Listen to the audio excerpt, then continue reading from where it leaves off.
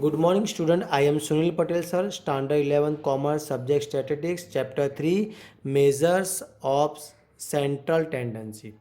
तो चैप्टर 3 के रिलेटेड आज रिवीजन करेंगे।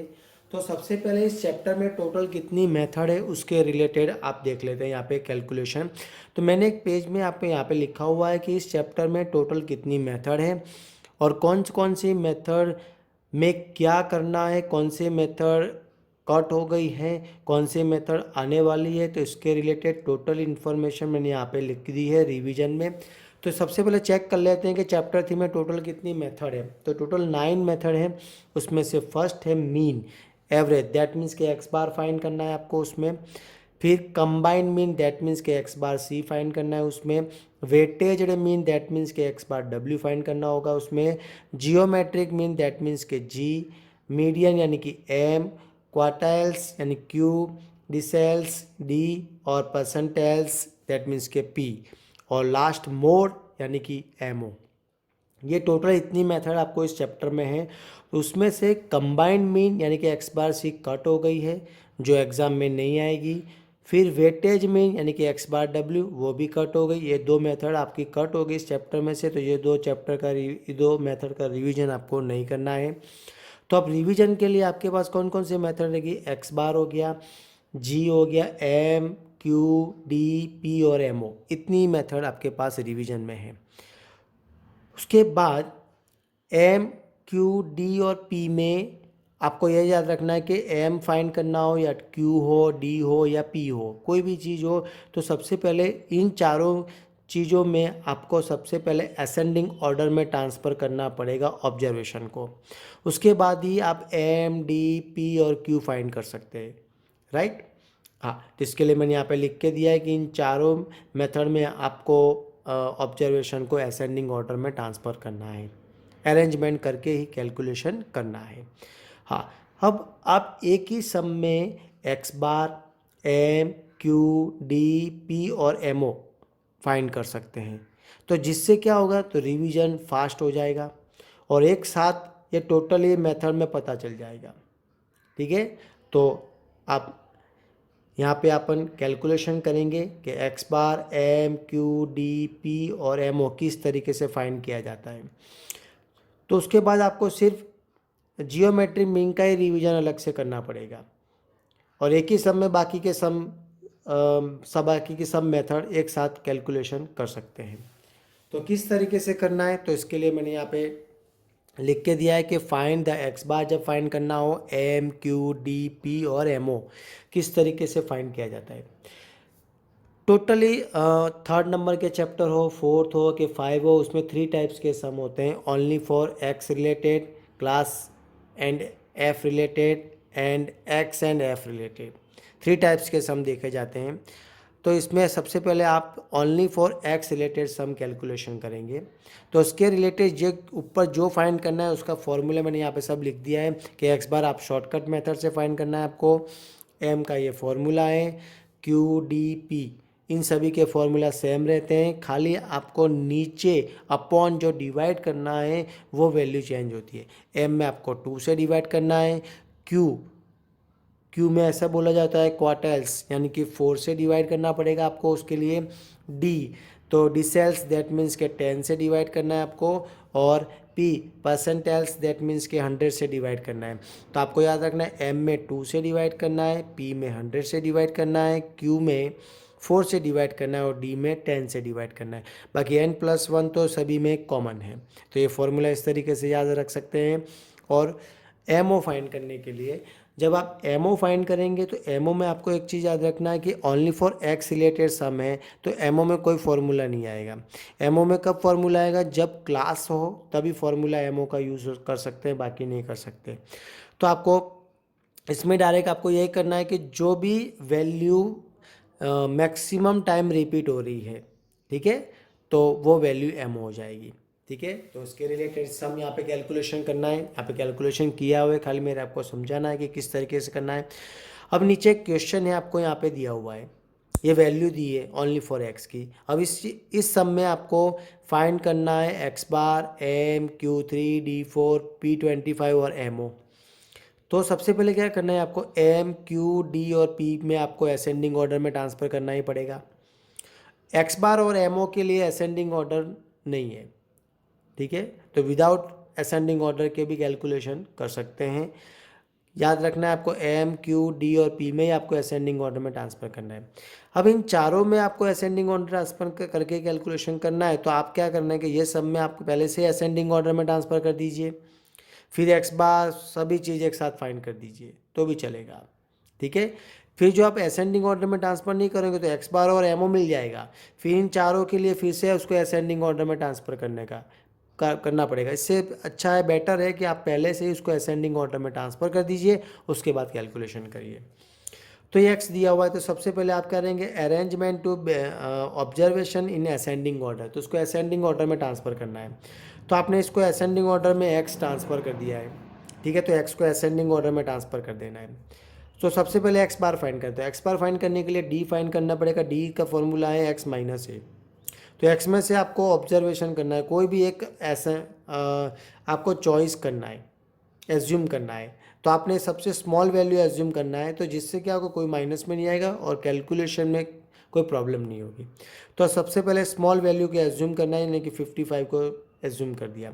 अब जो 55 को एज्यूम किया है कि बाकी के सभी एक्स की वैल्यू में से 55 माइनस करना है, यानी कि 50 में से 55 जाएगा 0, 63 में से 55 8, 68 में से 55 13, 72 में से 55 17, 80 में से 55 25, 85 में से 55 30, 90 में से 55 35, 92 में से 55, दैट मीन्स के 37।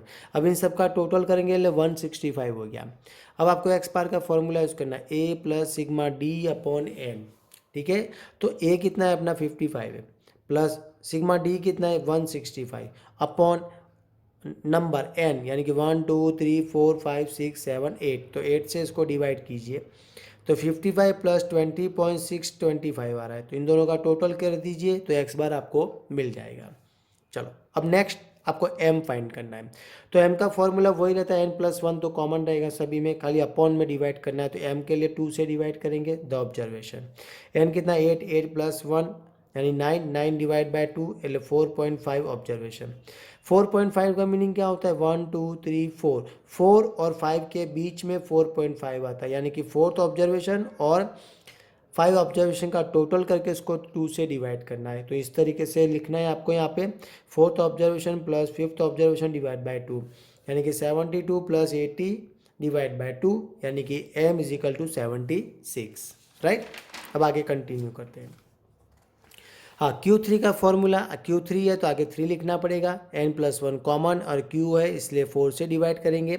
अब इसमें 3, n कितना 8 + 1 डिवाइड बाय 4 यानी 9 × 3 डिवाइड बाय 4 यानी 6.75 आ गया। 6.75 में आपको क्या करना है, हाँ, तो यानी कि 6 ऑब्जर्वेशन हो गया कंपलसरी, बाकी का 0.75 है वो ऑब्जर्वेशन किसके बीच में होगा, 7 और 6 के बीच में होगा। बस उस तरीके से यहाँ पे सेंटेंस लिखना है, 6 ऑब्जर्वेशन प्लस 0.75 वो किसके बीच में होगा, 7 और 6 के बीच में होगा, तो 7th ऑब्जर्वेशन माइनस 6 ऑब्जर्वेशन। अब 6 ऑब्जर्वेशन आगे से वैल्यू देखना है, 85 है प्लस 0.75 ब्रैकेट में 7th ऑब्जर्वेशन की वैल्यू 90 दी है और माइनस 85 करना है, तो 85 वही रहेगा। पहले पीछे का कैलकुलेशन करेंगे, 90 में से 85 माइनस के 5 × 0.75 करना है 3.75, इन दोनों का टोटल कीजिए यानी Q3 आपको फाइंड हो जाएगा, ठीक है। तो इस तरीके से आप D4 फाइंड करेंगे। तो D4 में 4 है तो आपको 4 लिखना है, n+1 कॉमन, D के लिए 4 से डिवाइड करना है, वही कैलकुलेशन n+1 यानी कि 8 + 1 994 डिवाइड बाय 4 यानी कि 3.6 ऑब्जर्वेशन आ जाएगा।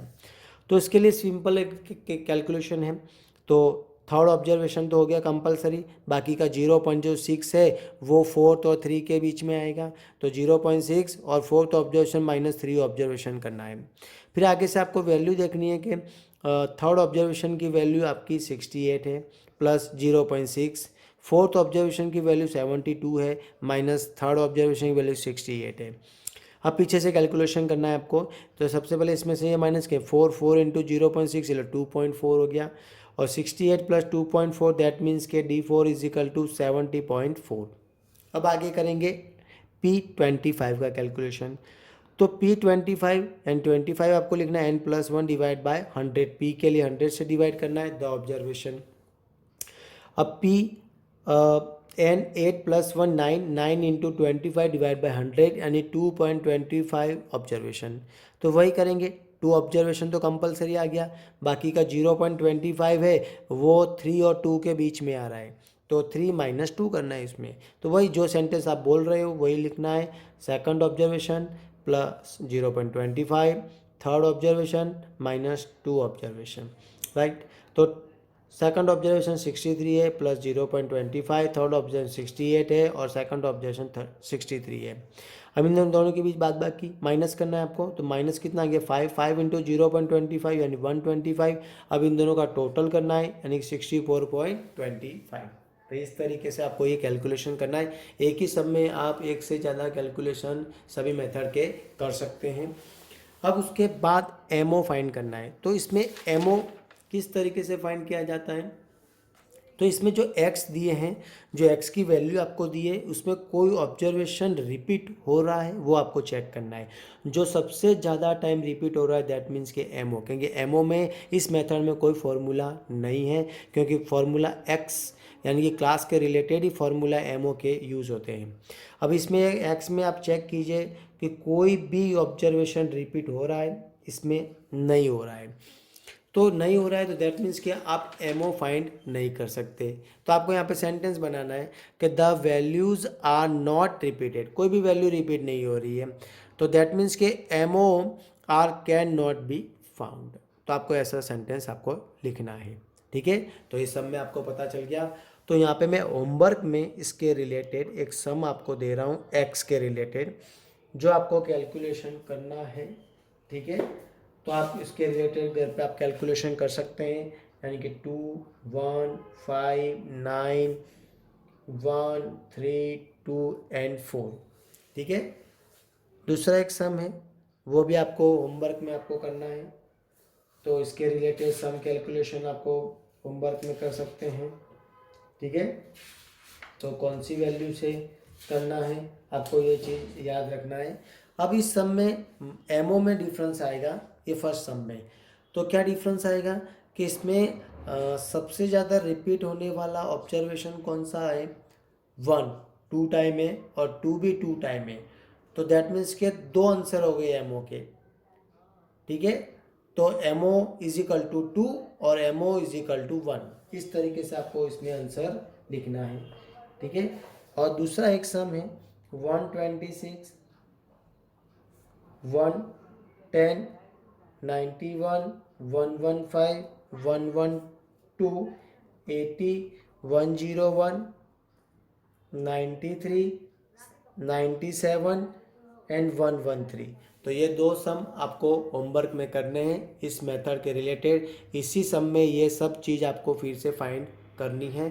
तो ये होमवर्क है जिससे आपको रिवीजन हो जाएगा। Best of luck student.